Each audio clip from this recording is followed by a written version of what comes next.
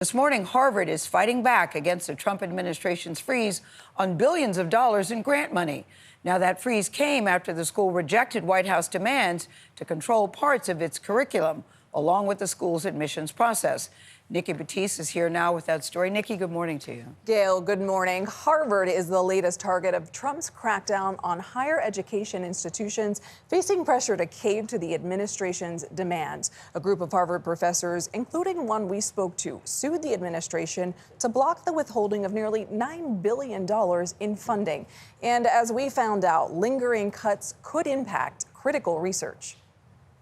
Harvard's refusal to bow to the Trump administration is costing them more than $2 billion in funding. He wants us to be using the Trump syllabus instead of our own syllabi, our own teaching.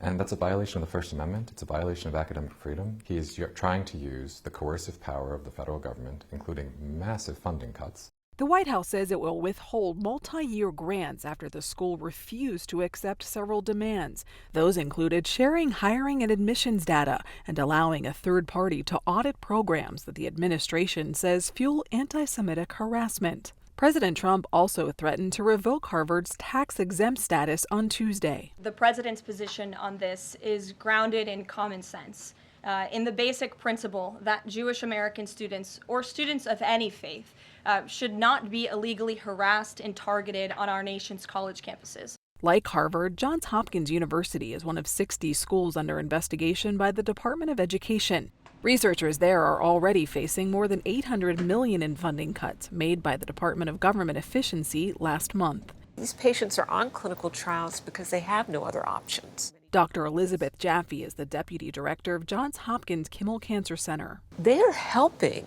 even patients with the worst possible cancers, metastatic lung cancer, metastatic colon cancer, metastatic melanoma. These were deadly cancers 10 years ago.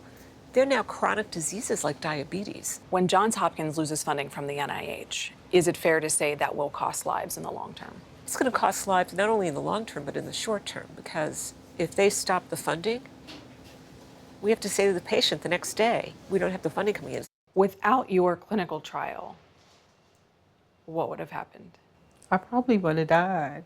Vanessa Brandon was diagnosed with colon cancer in 2014 and says a clinical trial for immunotherapy at Johns Hopkins saved her life. When you hear that this trial could be in jeopardy from these cuts, what do you think? It just breaks my heart that this money is being cut. I'm a Black woman, just barely making it at times. It's just so heartbreaking because there's other people out there in the same position that I'm in that want to live.